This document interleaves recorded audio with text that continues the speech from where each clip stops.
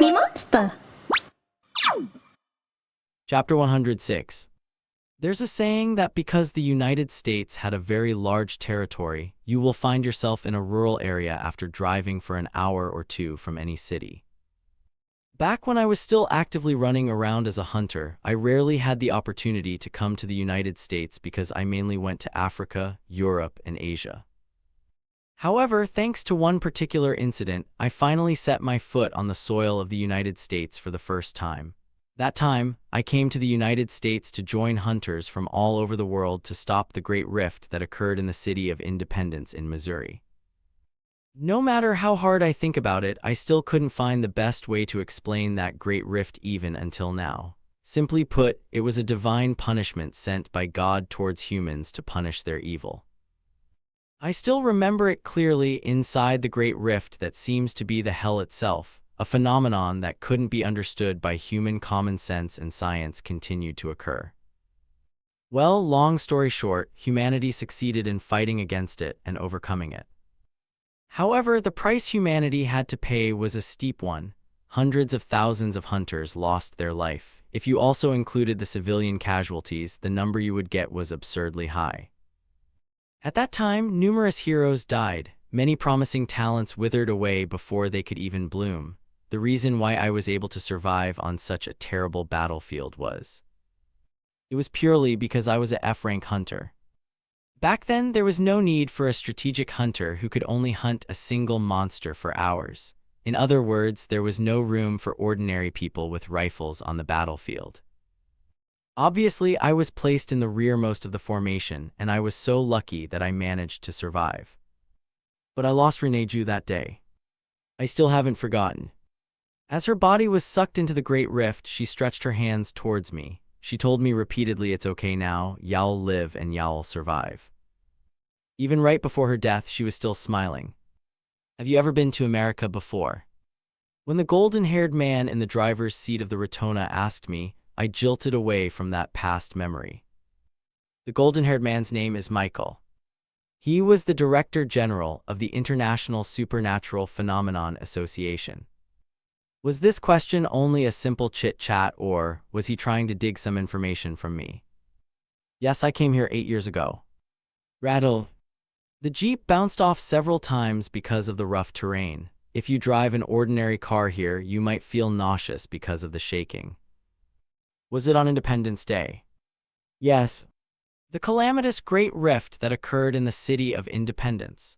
People later referred to the incident as Independence Day. It also was a reminder of the time when humans became completely independent from monsters and were reborn as the rulers of the earth.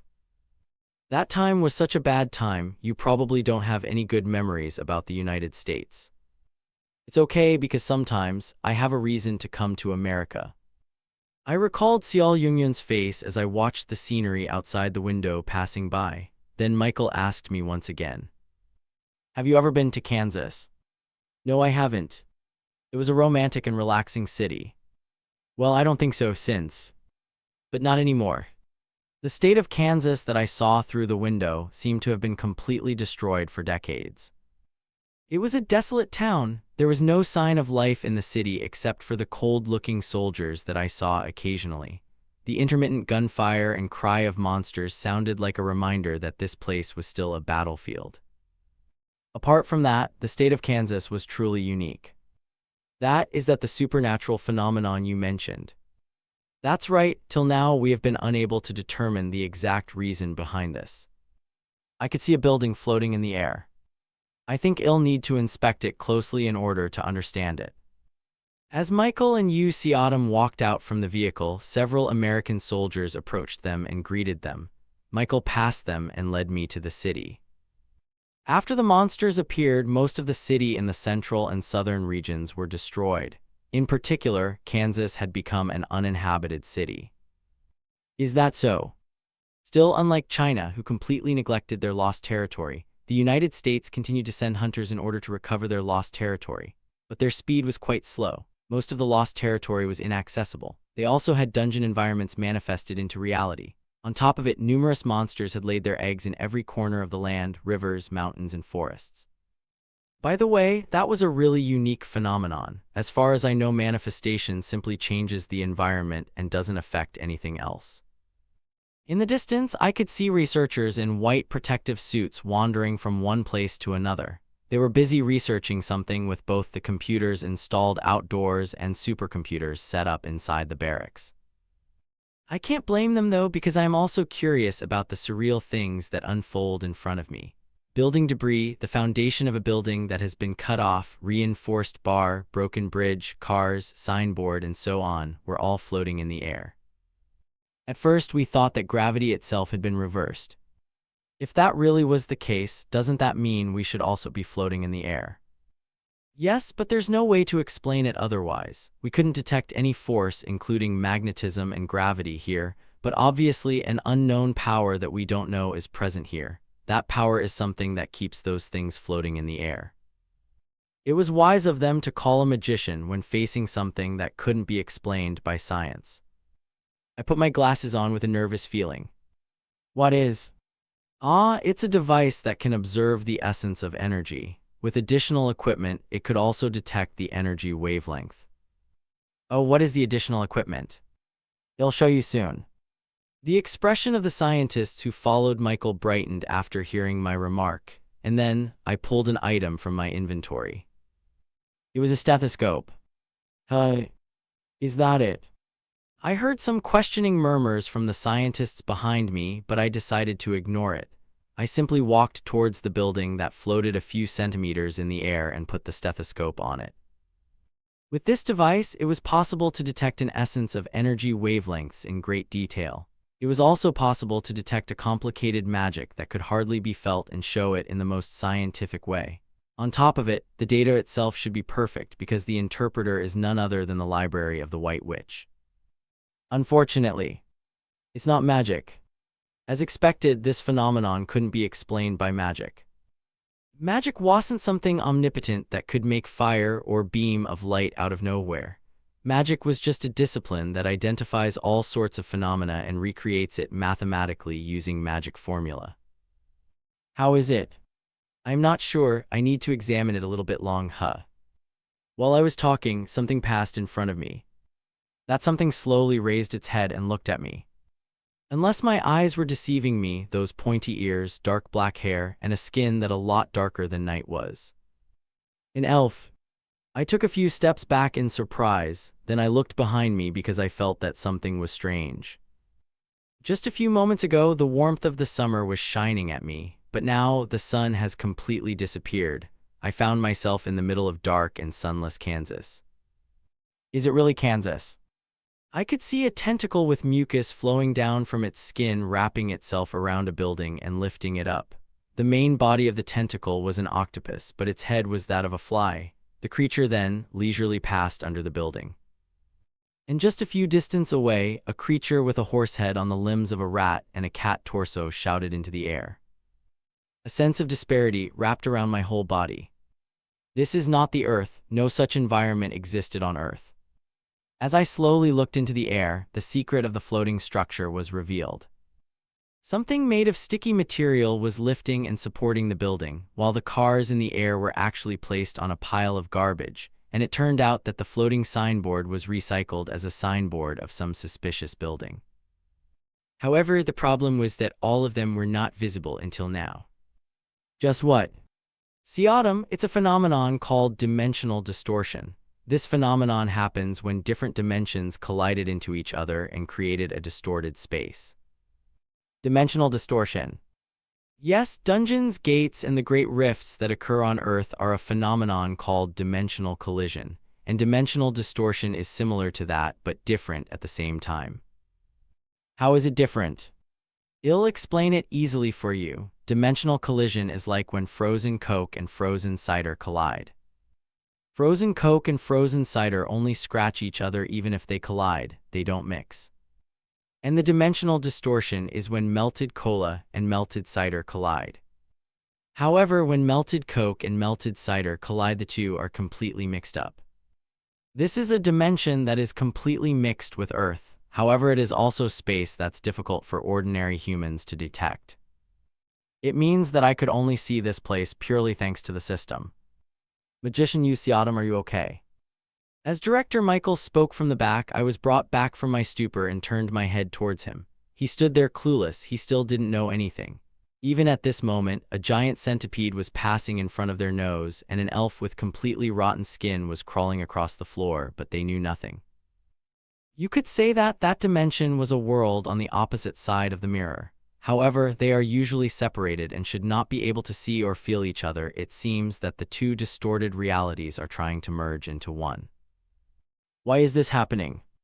While traveling across many dimensions, I have never seen this phenomenon before.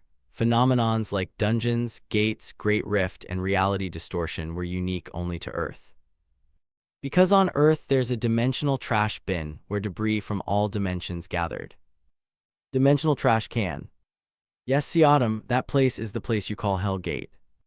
What so Hell Gate is the cause of all this phenomenon on Earth. For now you could say that. Earth, a world where debris from all dimensions gathered. Only then I was able to resolve one question I had in my head for so long. It was about the existence of the silver spirit flower. Right after she was born, she was already aware of witches and Mugong. It turns out she knows all of it not because she was special, but because she was born in a world where magic and martial arts existed, and probably her original world had already perished. What will happen in the future? It seems that there hasn't been a lot of distortions occurring on Earth after Hellgate appeared. Probably this is the first time. Just like the dungeon situation, the alternate world will manifest in Earth as time passes. When the manifestation of the distorted world happens, something that couldn't be compared to dungeon manifestation would happen. While the dungeon environment was a space where humans can adapt and live, it seemed that humans could hardly survive in the distorted world. What's even worse was that reality distortion was literally a supernatural phenomenon that cannot be coped with human scientific power. Thankfully, this phenomenon rarely occurred on the planet, but once it occurred, it would be a disaster. Wait, am I new, Dehi? Yes. I could see it anyway. Doesn't that mean I can interfere too? Yes, you are correct. Then is there any way to destroy it? Probably the way exists, but I'm not sure. Do you have any plan in mind? Nope. He had none. But that's okay, it was a matter to think about later on anyway. Right now, he had something more important to do. Director. Yes, please tell me. I tried to look as serious as possible, even more serious than the time when the rice cake soup restaurant was closed. I guess I should tell you about how serious this phenomenon is. Is it really that serious? Yes, but it would be okay, because I am a professional in this field. Do you have a plan that can resolve this situation? Absolutely, I have the plans, so. I rubbed my fingers and said with a subtle expression. Hire me, I'll take care of everything.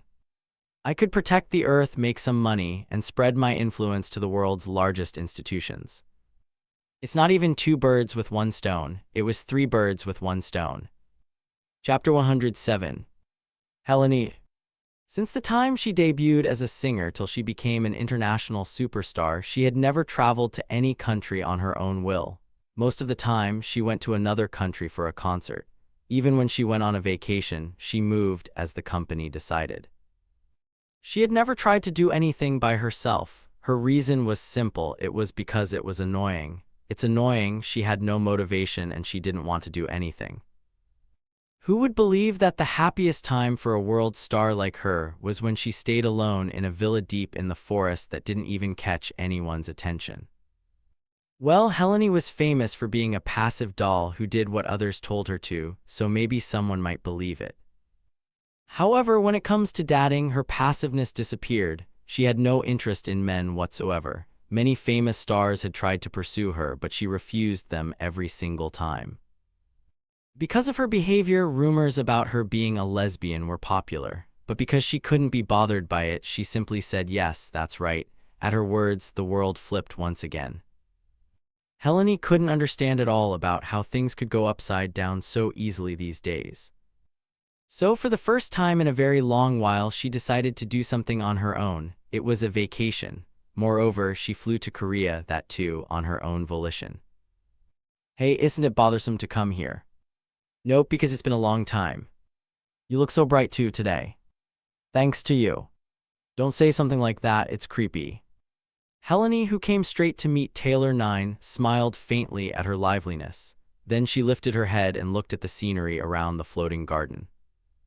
As the rumor said, it's a beautiful place. What rumor? Well, people who had the chance to come here took pictures of this place and uploaded it on blogs and social media.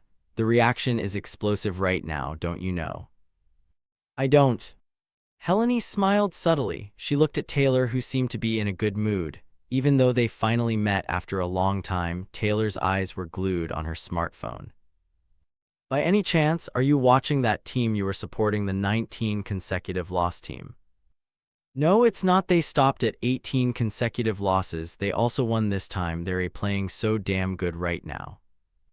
Helene burst into laughter as she saw Taylor's reaction. She was a really easy-to-understand woman. By the way, it's really a beautiful place.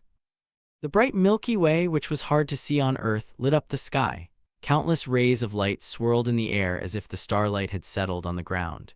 Meanwhile, the spirits who tended the beautiful flower garden and the buildings that glowed in pure white, all of them added the mysterious vibe to this garden. Of course, she didn't see the beautiful architecture and the greenhouse hidden right behind the flower garden. After entering the building, Helene visited Ha Sun-young first. In addition to Taylor and Yu Si-autumn, Ha Sun-young was someone she felt grateful towards because she was the one who helped her get rid of her stalker. Helene. Naturally, the reaction was explosive. She had just returned from training and was resting in her break room, but as soon as she saw Helene, she rushed towards her and started blabbering. Look here, I bought the same pale purple shirt and leggings as Helene. Wow. Now this is a brand launched under Helene's name. Wow. Helene clearly doesn't remember. She felt she had filmed such an advertisement before, or maybe not. So she decides to just trust Ha Sun-young, who always covered her whole body with Helene-related items. And this one, this hairpin, Helene advertised it, so I bought it. My panties. Please calm down, master. It was Yi Sa-hai who stopped Ha Sun-young from lowering her pants by poking her back. She put on her glasses and let out a sigh. Ha Sun-young was one of the 60 SS rank superhuman in the world, and she would soon become a sect leader. Only 20 Murim people were sect leaders. Most of the SS rank superhumans had a classy vibe unique to them. Yi Sa-hai wondered why this spoiled lady had no such thing at all. Taylor walked straight towards the room without caring whatever they did. She sat on the middle sofa with her eyes still glued to her smartphone. Right after she sat, a little white-haired woman shouted at her in embarrassment. Miss Taylor, that is where the guests sit. But her scream only met deaf ears, so Yekaterina guided Helene to the seat right next to her. Somehow, after seeing the 4 hectic women, an idea suddenly came to Helene's mind. Taylor and her straightforward personality. Ha Sun-young, who was energetic. Yi Sa-hai, who was somehow intelligent. Yekaterina, who looks childlike but is the one who is the most mature of them all. Even if all of them were thrown into the entertainment industry, they would be beautiful women who could not be beaten easily. Perhaps. Please tell me. Do you have any thoughts about making a 5-member girl group? The atmosphere quickly becomes cold. Taylor had a look of disdain. Yi Sa-hai only smiled. Ha Sun-young shook her head, and Yekaterina belatedly understood the meaning of her words and laughed awkwardly. You kept your head in a safe place at home, right? What kind of at this age? It'll be fine as long as Chang doesn't make fun of me. Translator's note. Well, for those who forgot who Chang is, he's the Phoenix Emperor. I haven't even sung a song before. Woohoo, that would be fun, but sadly I have a job to do. It was certainly a good combination. However, their reactions were so cold. Helene herself, who suggested the idea, became completely embarrassed. Yekaterina put a cup of tea in front of Helene and said, By the way, you came here when Yu Si-autumn Hunternam wasn't here. Oh, that is, Helene owed Yu Si-autumn because of the previous accident. Even when the hint was given by Ha Sun-young in the end, Yu Si-autumn was the one who executed the plan to catch her stalker. So she had to thank him personally. She needed to thank him personally, but at the same time she was afraid of meeting him again after what had happened between them. That a bit. Yekaterina was taken aback because of the mumbling Helene. Since she was a global star, Yekaterina thought she would be a little more active, friendly, and full of talent. However, she was much more timid than Yekaterina thought. Because of the mistake I made in the past. Mistake. That. Helene suddenly recalled the past. I can't do it anymore. Please leave me alone, please, I really. Helene, if we get out of here, well, be safe. With your ability, we could overcome it. Just follow me from behind. I'll do the rest on my own. Shut up, how could you know my feelings when you yourself don't have a superpower? At that time, Helene was out of her mind. It was the first and the last time that she, who had never been angry with anyone before, shouted at someone. She also hurled numerous insults towards Yu Xiaodam. On top of it, she made him remember his most painful trauma. But forget being angry, Yu Xiaodam smiled towards her as if he understood everything and said, "So that was your concern." Afterwards, Yu Xiaodam forced Helene to break through the battlefield. It was a place surrounded by hundreds of monsters. The only thing Yu Xiaodam could do without superpower was run away as secretly as possible by relying on his eyes and ears. Perhaps if only Helene could properly use her ability at that time, things might have been a little easier. However, after seeing blood, Helene fell into a state of panic, and she had no control over her own superpower. Her detection ability, which required a meticulous control of her ultrasonic ability, was rendered useless. But in such a terrible situation, who would believe that an F-rank hunter who was mocked by everyone because he didn't have any superpower was able to lead other superhumans? After that day, I retired from hunter industry. And she had never met Yu Xiaodam after that. No, to be precise, she couldn't. She felt guilty of what she did to him. She slept in guilt every night. For a few years after that day, the words she said to Yu Xiaodam haunted her in her dreams over and over again. In her dreams, she hurled insult after insult towards Yu Xiaodam, just like what she did on that day. It was such a terrible memory. No matter how much she shouted "shut up," her figure in the dream wouldn't stop. It was as if it was trying to remind her she couldn't take back things she'd said. "Stupid bitch, I told you Yu Xiaodam didn't even care about things like that," Taylor said as she still watched a baseball game on her smartphone. "But still, I will apologize properly." Without wrapping up the past accident, she once again owed a great debt to Yu Xiaodam. She really couldn't brush it off this time. "Oh, and I bought a present. Would you like to see it?" "Oh, Helene's gift. I will designate it as an heirloom of the Sunyoung sect. I will only pass it to my immediate disciple." "Please don't do that, master."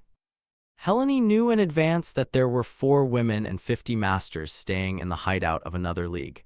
Helene carefully handed them their gift. Then lastly, she carefully handed Yu Xiaodam's gift to Yekaterina. "Please give it to him when he's back. It's a simple cosmetic and food." "Understood, I will deliver it properly." Yekaterina smiled and took her gift, and she asked with a subtle face, "By the way, I have a question." "What is it?" "What kind of person was Xiaodam Nim in the past?" Even though she wanted to ask why she asked such a question, Helene felt something after looking at Yekaterina's expression. So Helene stroked her chin. She carefully recalled her old memories, the best memories she had with him. "Got it. If we do it this way, we can unconditionally get 100% of the share. If you hit him just a little bit to the left there, his stake will be increased to over a half, so he could claim ownership of the crystal." "Why are we using my bullets? Look, if I throw this over there, Team B should take care of it, but they can't come this far. Do you know what that means? That's all ours. This is what I mean." "Good memories, right?" Helene smiled awkwardly before replying. Yu Xiaodam has always been a type of man who, when he has a chance, will take it all the way to the end and get as much profit as he can out of it. The world looked totally different depending on whether I put the glasses on or off. It's not just a figure of speech, it really looks different. Even ordinary people who couldn't originally see it would be able to see the alternate world to some extent by wearing these sunglasses. At my signal, 7 Miram people who stood side by side wore sunglasses. All of them, including Xiao Yungyun, were those who were referred to as the 20 Masters of Miram. It's amazing I can see a different world. One of the masters who had clenched their fists and shouted loudly suddenly vomited. It was only natural. No matter how much you could observe the world, suddenly looking at another dimension would cause a big side effect. The only person who was fine was Seol Jungyun. That's incredible, they are really people of Murim. Director Michael exclaimed when he saw how Murim people only get motion sickness after wearing the sunglasses. I poured my magic and life force into these specially made sunglasses that could be worn by anyone to see the distorted world, but the downside was that if just anyone wore them, their head would spin and fall. I warned Michael that these sunglasses could lead normal people to their death if they aren't strong enough. So he called S-rank hunters and asked them to try it on, but the result was disastrous. Every single one of them passed out within seconds. However, Murim people were different from ordinary hunters. They already experienced dimensional movement before, and since some of Murim people who came here were those who referred to as Hwakyung SS rank, which belongs to the strongest sect, they only experienced slight motion sickness. Seol Jungyun said while taking her sunglasses off. So what should we do now? When she said a word, the eyes of all the American soldiers focused towards her.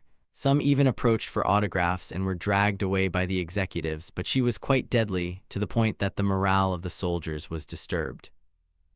It's simple. Can you see that portal that leads into the distorted world? There were 1 or 2 distorted spaces in the air as I looked through the sunglasses. They were really very small, at most there were bean sizes, but what if bugs or birds approached it? The moment that portal grew, they would be sucked into it. Perhaps the missing hunters around the area where this phenomenon occurred were also sucked into the distorted dimensional gap. We will walk directly into that gap and smash either the boss or the core and come out. Some dungeons could only be cleared when the boss monster was killed, while other dungeons could only be cleared when the core, which was the energy source of the dungeon, gets destroyed. And then there were also dungeons that could only be cleared when all monsters inside of it were killed. Whatever the clearing conditions were, if the source of energy itself was destroyed, the dimension would also be destroyed. It shouldn't be different for dimensions that connected to Earth as the result of numerous dimensions colliding together. Director Michael finally listened to me and nodded his head as if convinced. Certainly, you are the only one who can solve this phenomenon. Therefore, I will allow the formation of the Special Supernatural Phenomenon Response Team. This work was one thing that could only be done by me and the people of Murim, and it was also recognized by the International Supernatural Phenomenon Association, so there was nothing to worry about. Let's go, let's beat all the aliens who are staying illegally in the rooftop room without paying rent. Chapter 108. The environment inside the mirror world was something that humans couldn't live in. It was a bloody place. The sky was painted violent red, mist obscured their vision wherever they looked at, and there was a pit of blood that couldn't be identified whether it belonged to a corpse or a living creature, wriggling in all directions. It was a place that reminded Seol of Hell Gate. Because of this, he wasn't comfortable staying in that place. While Seol had to rely on a mask to be able to stand on this place, the Masters of Murim didn't even need it. They only frowned a little in front of the discomfort they felt. Indeed, they are truly SS ranks. Unlike a rank superhumans which were still in the boundary of normal humans, SS rank superhumans were something entirely different because they had already exceeded human limitation twice. This was a very unpleasant space. The expressions of the masters were stiff. It was as if they couldn't believe what they saw right now. Everything that walked on this space was an existence that had already lost their mind. The only thing left inside them was their primal instinct. Something to eat. Something new has come. Are they weaker than me? I do not know. You'll know once I take care of it. For all bizarre creatures with a mismatched body that lived in this world, they always had food shortage, and the appearance of Seol and the Masters could be a very good meal for them. In exchange for passing through an imperfect dimensional passage, their bodies were mixed with each other. Whether it was a worm standing on human feet or an elf's head on an animal's torso, they were once an ordinary species. Let's get started. The operation proceeded quickly. While crossing through the unstable dimensional passage, all weak creatures from each and every original dimension perished. Only those who were strong enough survived, but no matter how strong they were, in the end they were nothing but mindless beasts. On top of it, they were already exhausted and dying. They couldn't help but get swept by the Masters of Murim. I am sorry. While other masters looked at them with disgust, master from a Chuanzhong sect who had not only transcended the physical realms of human power, but he had also transcended the human aesthetics of beauty. His sense of beauty went beyond what humans perceived, and because of this he was not fazed by the grotesque appearance of these alien creatures. Instead, he looked at them with eyes filled with pity because they had no choice but to live like this because of their circumstances. You still have to kill it. I know. After reminding her fellow master, Xiao Yungyun pulled out a pure white sword and stepped forward. Then, her dance began. Even in this terrible hellish environment, Xiao Yungyun's sword dance was still beautiful. The ugliness of this world was completely suppressed by her beauty. Whoever saw it might mistake this place as heaven for a moment. As she swung the sword down, she reaped the lives of the alien creatures without causing them any pain. She also cut off the portals that affected Earth. Probably by now, the supernatural phenomenon on Earth was gradually disappearing. Q. As the creatures of this world slowly died one by one, the world itself began to wriggle. Yes, this world was also a living creature. Moments later, something rose from the ground. It was something incomprehensible to the naked eye. From its head, which resembles the head of a wolf, octopus tentacles slithered towards all directions. It also had 6 arms which have 6 fingers each. It was a very strange creature, even stranger than any other creatures in this world. It was something that had already lost its essence of life and was just waiting for the day it would perish. Even the Chuanzhong sect master couldn't see that thing with his naked eye. It had a very disgusting and trauma-inducing appearance. Yu Xiaodong originally thought that he would be able to withstand its appearance because he had been in so many dimensional travel. However, he was wrong. Even though he is indeed a dimensional traveler, he was still only a rank superhuman. He was still insignificant and weak. However, there was only one person here who could withstand its appearance. It was Xiao Yungyun. Poor child, Xiao Yungyun said as she stared at the creature. How long have you been suffering here? How much pain did you have to endure every day after losing your hometown? How can you still live even after accepting such despair?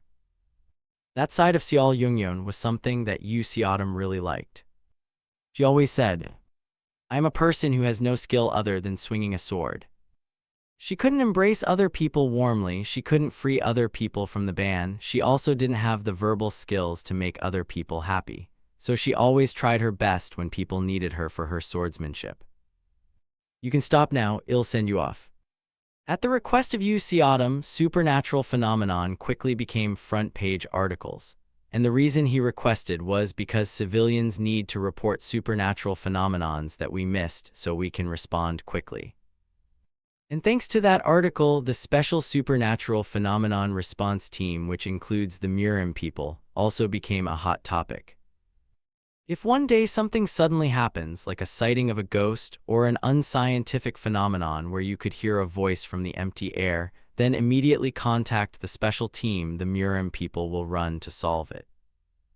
In the middle of the article, instead of Yu Xiaodong's face, Xiao Yungyun's face was grandly displayed. It's sad, but it can't be helped because her face was much more influential than any words. In the future, supernatural phenomenon will occur more frequently. Probably until Hellgate disappears. The frequency of supernatural phenomenon will also increase, and after 10 to 20 years it may become a common occurrence like dungeons or gates.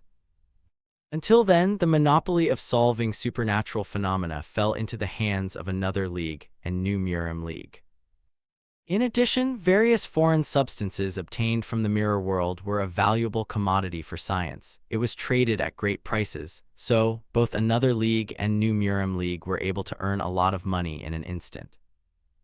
Image of Murim people is increasing day by day. That's good news. Shin Haijis' voice could be heard from the tablet. It was a simple function called video call, but it was a very strange technology for Xiao Yungyun. Xiao Yungyun was aware that people were still on the edge because of the New Murim League. It was because an independent group consisting of 3,000 superhumans was no different from a time bomb. On top of that, they also had 20 SS rank superhuman and an SSS rank leader. It is understandable that the world, including the President of the United States, were keeping them in check. However, how could Murim people live after hearing such crap, such as people of Murim now belong to the International Association, and they must assign all of its armed forces to the state? Honestly, even if Seol Yungyeon started a legal fight, the one who will be at the disadvantage was themselves. So, while avoiding people who keep them in check as much as possible, New Muram League had to somehow raise their status and imprint their strong image on people's mind so that they could become completely independent. There was a real precedent similar to that. Of course, it's not good to imitate those guys. Most of the superhuman groups which were internationally recognized as independent organizations were terrorist groups, so the Muram League had to avoid that image. The way, how's your condition, master? Of course I am fine. Right now, Seol Yungyeon was floating in a swimming pool located in a 5-star hotel in Los Angeles. It was specially reserved for her, so no one else was there. From the swimming pool, she could enjoy the sight of thousands of city lights on the ground. Los Angeles' night view was truly beautiful. Is that so? Why? Seol Yungyeon tilted her head as she looked at Shin Haijai, who was smiling mysteriously. Still have an anxious expression. Are you waiting for Yu Seodam Hunternam again? Seol Yungyeon could only smile bitterly at Shin Haijai's question. To think someone as wonderful as Master could be swung around by a man. I can't help it, he is such an attractive man. Master, how could you say something like that? Y'all know when you fall in love too. Shin Haijai shook her head helplessly. She was aware that even now Yu Seodam was running around talking with high-ranking people from numerous international associations for the sake of Muram people. Originally, Seol Yungyeon told him that she would go with him, but Yu Seodam refused it by saying if the master herself comes, it may have a negative effect. Still, aren't you tired of waiting all the time? You don't have much time to be together. Shin Haijai knew Seol Yungyeon well because she always followed her everywhere, and every day Seol Yungyeon was always looking at a smartphone she is not familiar with and waited for Yu Seodam's call. Wouldn't it be embarrassing if I whine while he's running around for my sake? Seol Yungyeon certainly wanted to be with him. She wanted to be intimate with him, gazes into his eyes and know a little more about him, but she knows that she can't. I am okay. Waiting was something she's familiar with, rather than being trapped in a snowy mountain and hopping for rescue that might or might not come. She could wait for him no matter how long she had to, because she was much happier and had a more valuable life now. Can't be like that, master. Why are you shouting? Have to be a little more active, master, like you know at night. We already did it, it was a very sweet night. What? Then Shin Haijai, who was proudly giving advice a moment ago to Seol Yungyeon, became redder and redder. Really? Well, even though she was the one who seduced Yu Seodam at first, the role quickly reversed because she was inexperienced in that kind of thing. She smiled faintly without answering Shin Haijai's question as she recalled the memory of the very affectionate night she shared with Yu Seodam. Her train of memory only stopped because Shin Haijai was once again giving advice. Then what about using your mouth? How, of course I did. No, not that, I mean conversation. Conversation. Yu Seodam's life was filled with ups and downs. He always had something new to tell her every time they met, so there was never a single moment of boredom when she's with him. But the stories he told her were all about the incidents that occurred in the past. He never said a word about how he was living now. That man had a lot of secrets. There were times when he disappeared. He put up a notice that he was dispatched and couldn't be contacted. Also, even though he wasn't someone from Muram, he knew about Mugong well. He even mastered the unknown discipline called magic and possessed knowledge about dimensions. Just what is his identity? What did he do when he disappeared? And did he know about her story? Whenever they met, Seol Yungyeon was always the only one who asked him about his life. She had never talked about her own life. There was still a lot of distance between them. Seol Yungyeon put her hands on her chin. She was still floating in the pool. After pondering for a moment, she opened her mouth. That's a good idea. I am tired.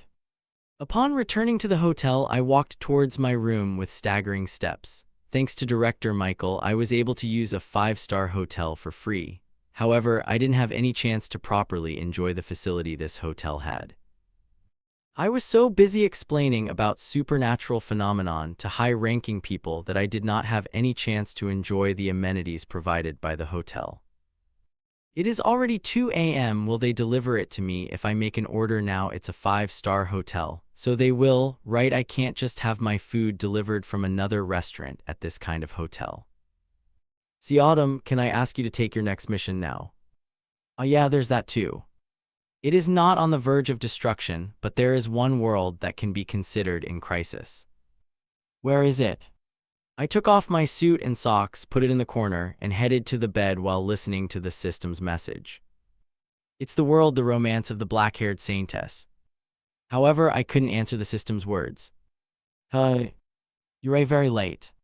It was because someone is sitting on the seat by the window where the night view of the city was beautifully lit up. With platinum hair and light pink eyes that resemble a sunset on a snowy mountain, she beckoned to me while sipping on a red wine. She was only wearing a thin nightgown. Come here. I couldn't refuse. As I got closer to her, I could see her cheeks were already blushing as if she had gotten slightly tipsy. She could have blown it out with her power, but she must have her reason for not doing so. Well, that clothes. She was wearing an extremely thin nightgown that I couldn't look at. When I looked away from her, she smiled. I just want to have a conversation today, so sit down. As I sat down, she took out a glass she had prepared and poured red wine in it.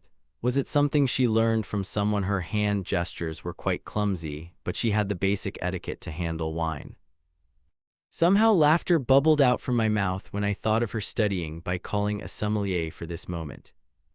Very soon, Seol Jungyun raised her glass. The moonlight and city lights reflected against the glass.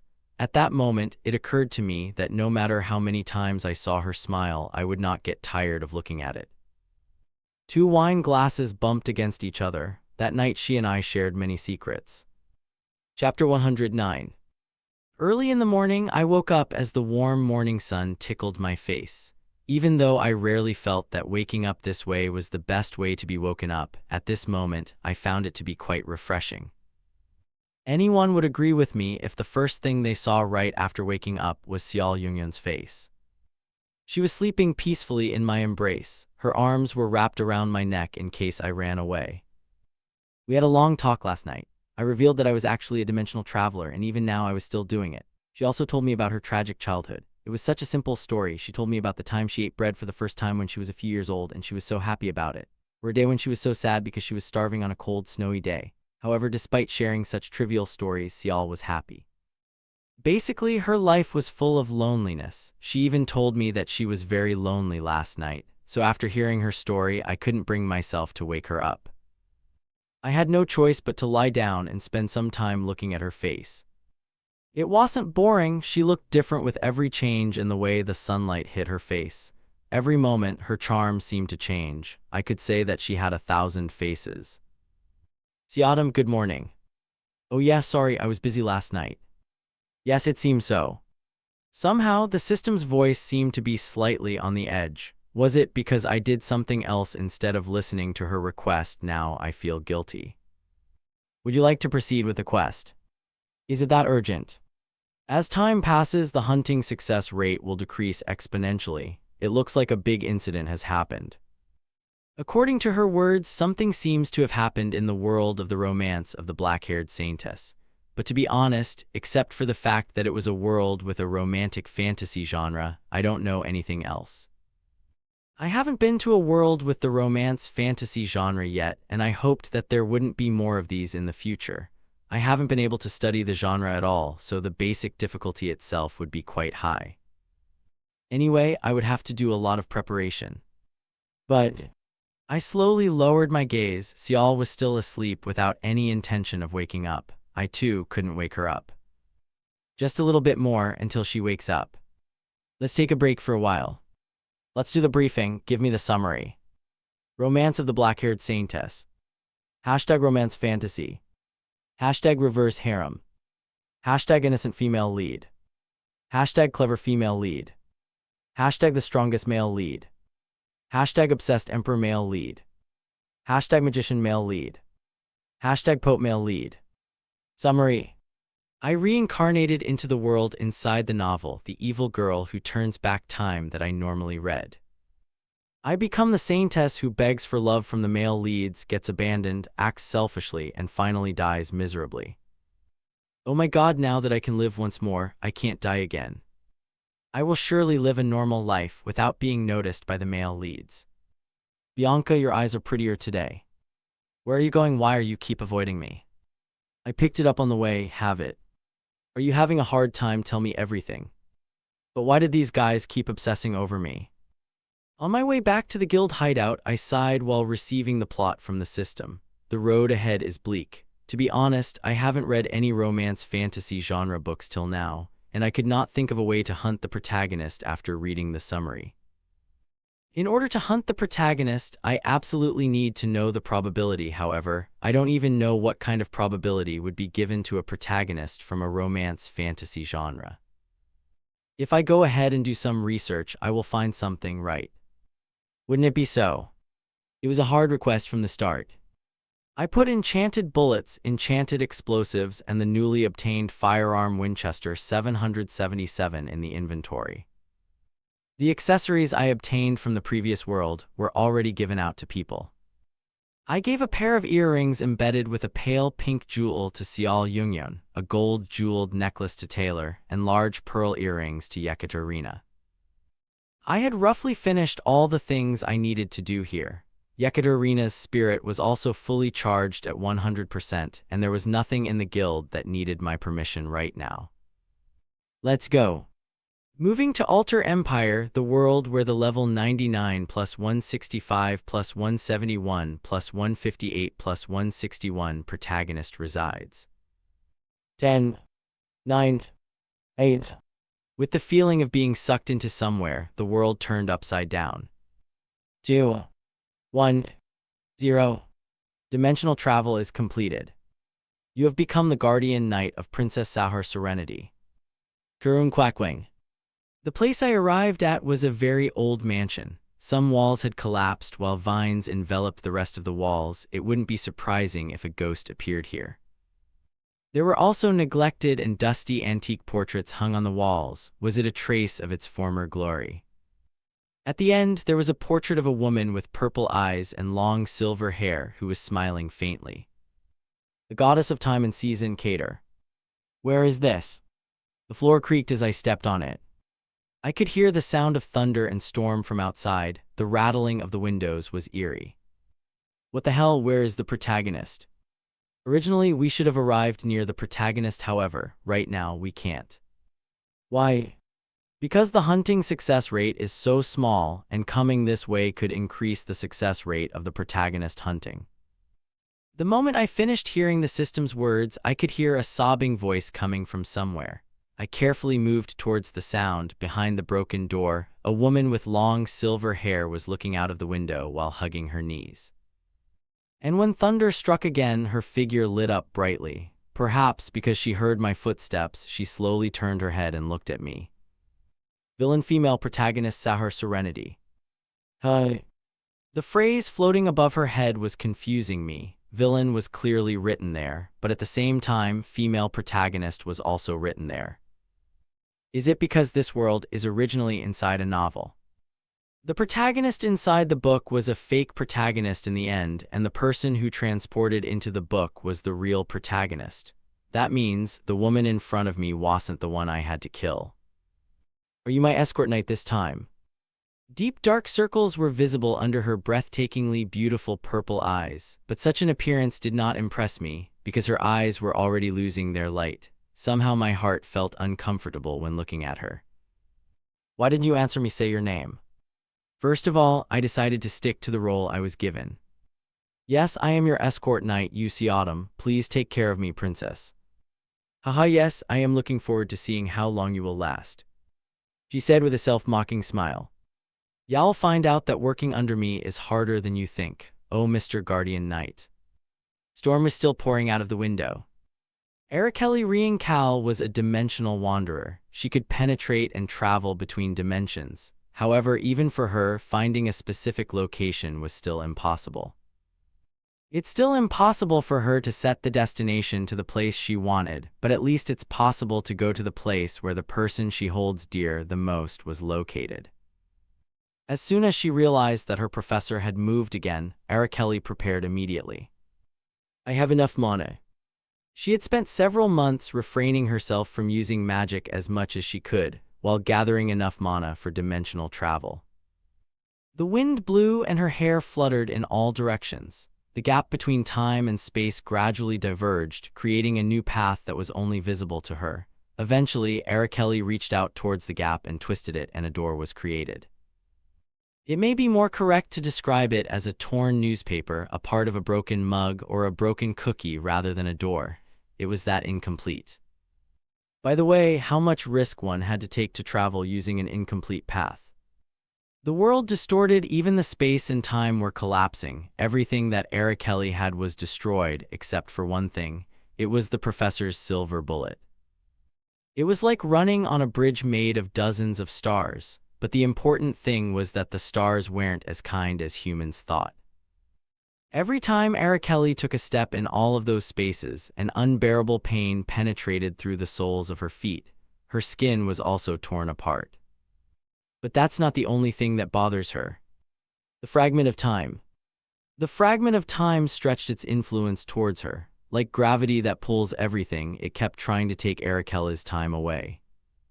She was originally an adult, however, thanks to the fragment of time, she aged in reverse. If fragments of time took all of her time here, her existence itself would be extinguished. But fortunately, the exit was clearly visible before Araceli's eyes. She tried her best. Before long, the dark space was lit up once again. Her head struck a pure white marble floor. It was always like this every time. When traveling between dimensions, she couldn't control her own speed, and each time she entered a new world, she always came out head first. She really thought of creating magic to protect her head. Oh, hi. Araceli slowly raised her body with her hand still wrapped on her head. She belatedly realized that a dozen pairs of eyes were looking at her. They were women in pure white and blue uniforms. When they saw Araceli, who looked embarrassed, they hurriedly approached her and put a white dress on her undressed body. Where did you come from? Is your head okay? Oh my God, where did she come from? Araceli hurriedly checked her body age as she wore the clothes around her body. She guessed her current age was around 17 to 18 years old. It was fortunate that she wasn't very young. What about the professor in my head? She sensed that there was a slight deviation on her travel. She fell differently from the professor and at a different time to boot. Is this a temple? She found herself in a place where pure white pillars were supporting the flat ceiling, and round patterns were densely engraved on the floor. After coming across so many civilizations, Araceli could now roughly guess what kind of culture and civilization they had here by simply looking at them. Eventually, her eyes turned to the place where a mysterious statue of the goddess was erected. In that statue, something foreign was written on it. Normally, she would not be able to read it, but she was a ninth circle wizard as well as a traveler who had wandered through many dimensions. Araceli uses the skill language barrier SS rank. After focusing for a while, the once foreign symbol was interpreted. The goddess of time and season, Cater. It was somewhat a disturbing and suspicious name. The goddess had two words related to time in her title. As Araceli stared at the statue blankly, someone walked in from the front of the temple. Saintess Nim is here.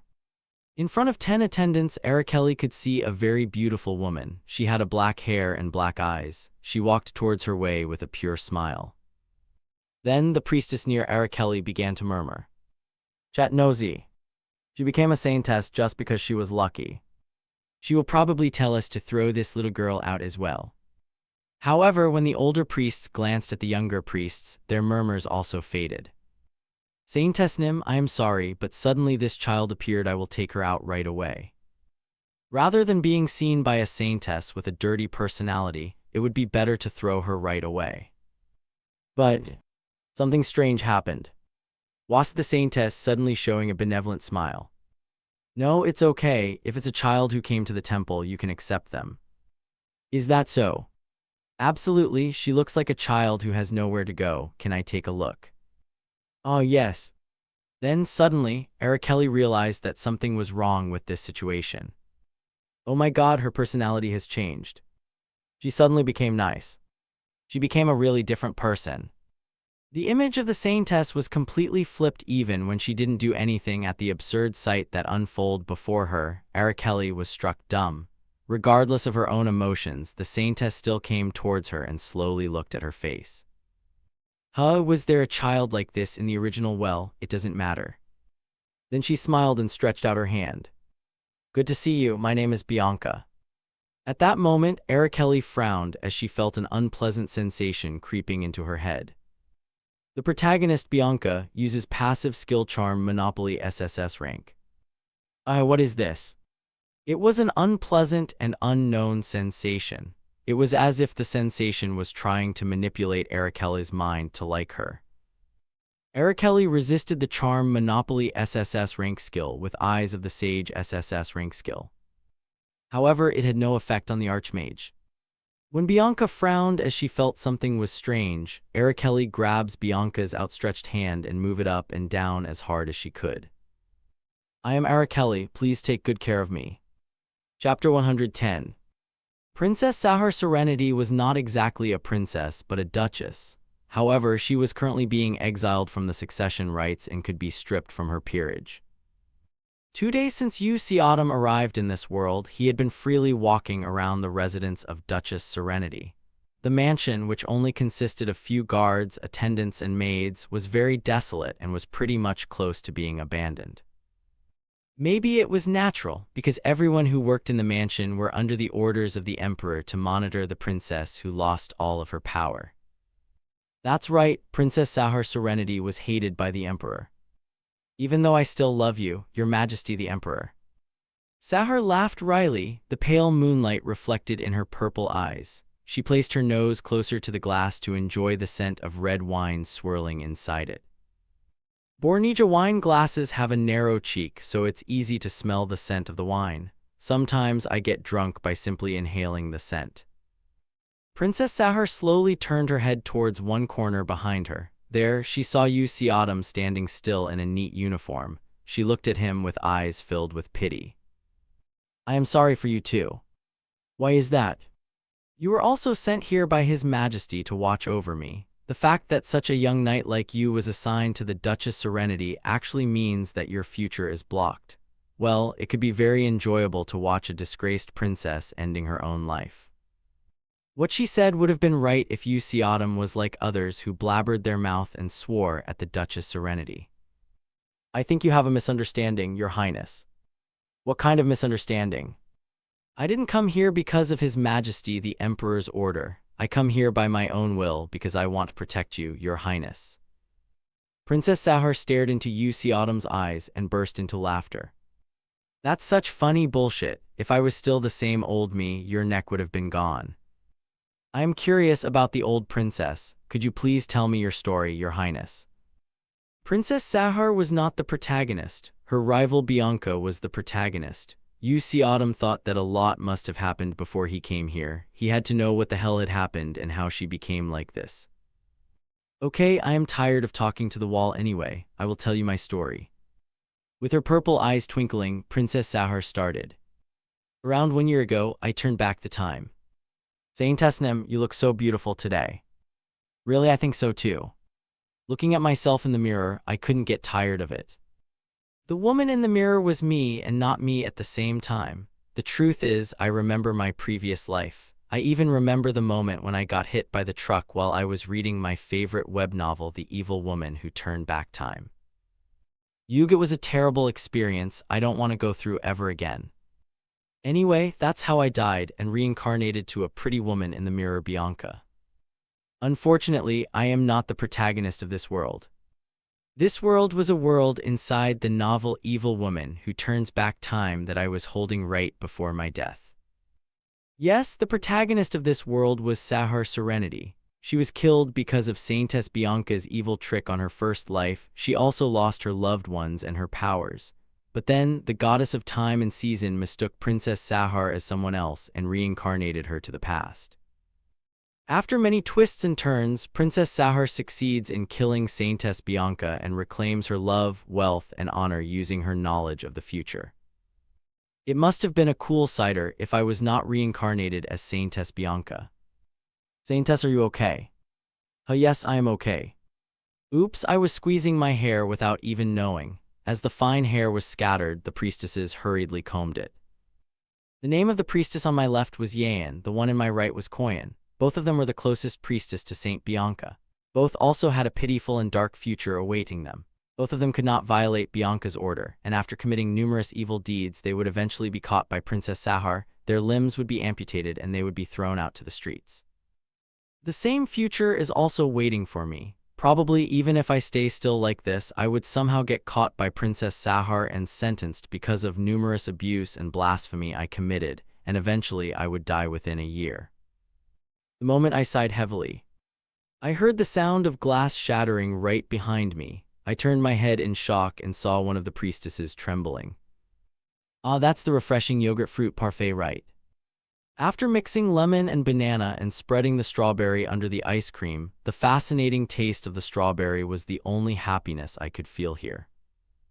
What's wrong with her? Why is that child shivering like that? I am sorry, Saintess Nim, I committed a grave sin. The priestess who dropped the parfait suddenly knelt and slammed her head to the floor. Ah, now I understand. The original Bianca was quite feisty and was famous for her swear words.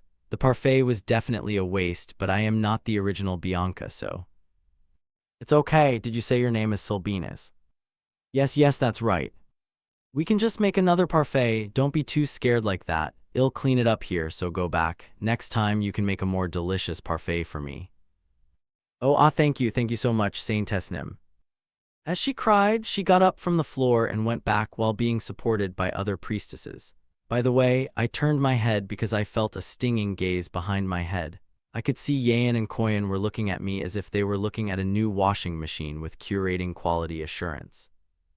Why are you looking at me like that? Oh no, Saintess Nim is so kind. Is that so?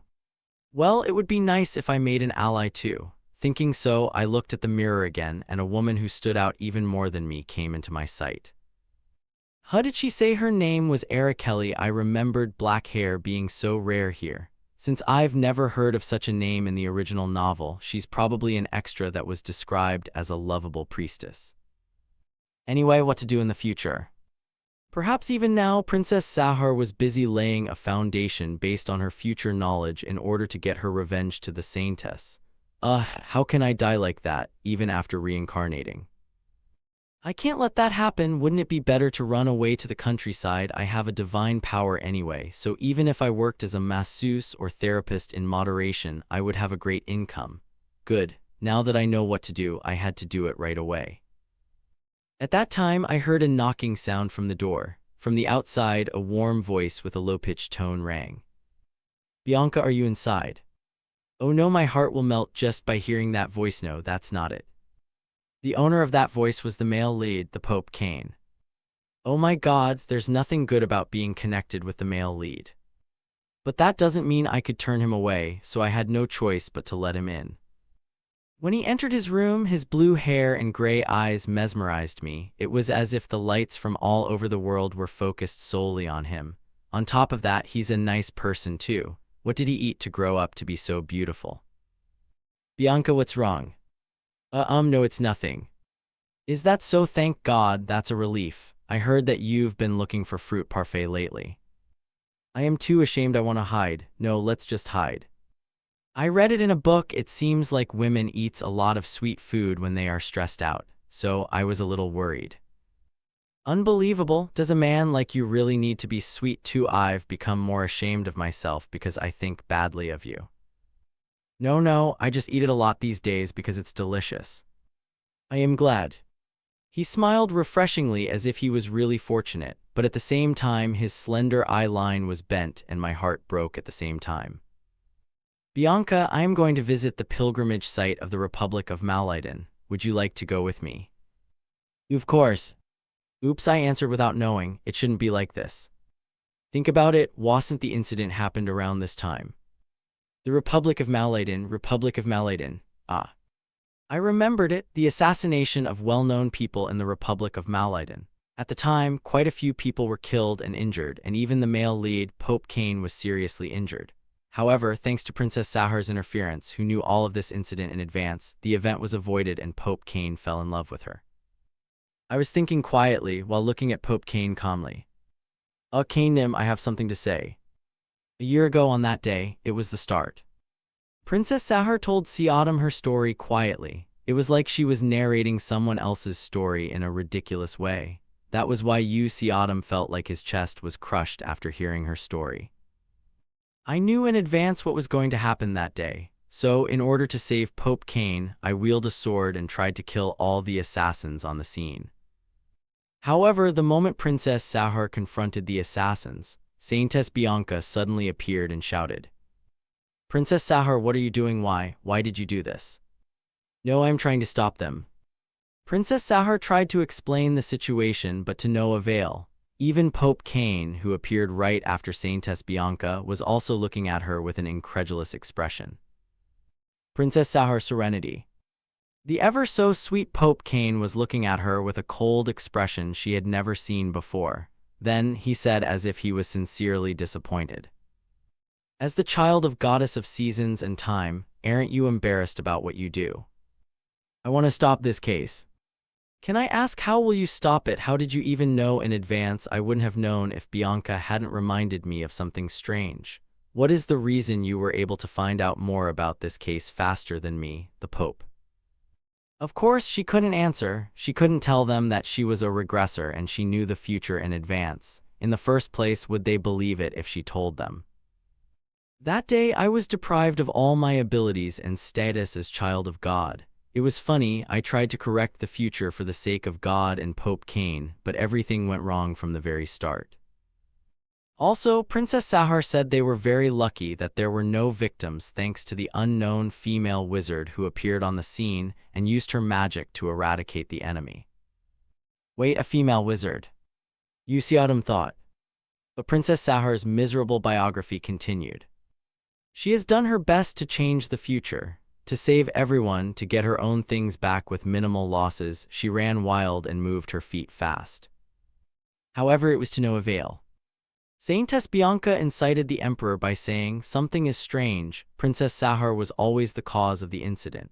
And when Saintess Bianca said to the world's best swordsman Opa, "I am scared to go there," he would immediately rise to rescue her. Everything that Princess Sahar had planned for the future vanished in vain. She went through all sorts of humiliation by being framed and despised. Finally, even her beloved emperor turned his back on her. All of that happened in the span of 1 year. Well, let's just say that is my destiny. Perhaps God wants to tell me that fate cannot be changed, even if I live my life again. Autumn stared at the face of Princess Sahar, who spoke bitterly. In his mind, it was such an interesting development, a fight between a regressor and a transmigrator. However, in this case, it seemed that Saintess Bianca, the protagonist who received the protagonist correction, was overwhelmingly dominant. Thinking about it, Saintess Bianca resembles me a lot. After thinking about it for a long time, Autumn finally came to a conclusion. It seems like this request won't be easy. The situation was so bleak. Of course, it was not necessary for him to save Princess Sahar. If he went to the temple, there could be a way to kill the Saintess.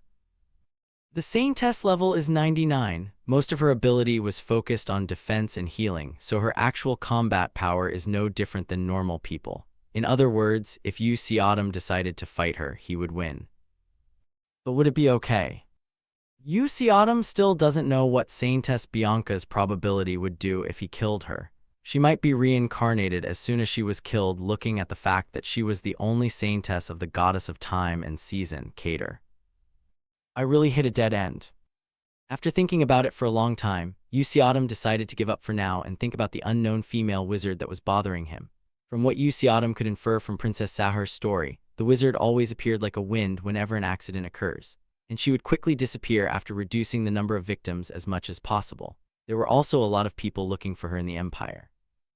Questions such as who is she, where did she come from, and how did she use such great magic could be heard everywhere in the empire. Even one of the male lead, the Tower Master, was said to be looking for her. However, Autumn could roughly guess who the unknown wizard was. She was a girl who had succeeded in finding him beyond time and space and managed to come here a year earlier compared to him. It's Kelly. Autumn's main objective for now was to meet her. Thank you for listening. If you enjoyed this story, don't forget to subscribe, comment, and like the video. Have a suggestion? Let me know in the comments.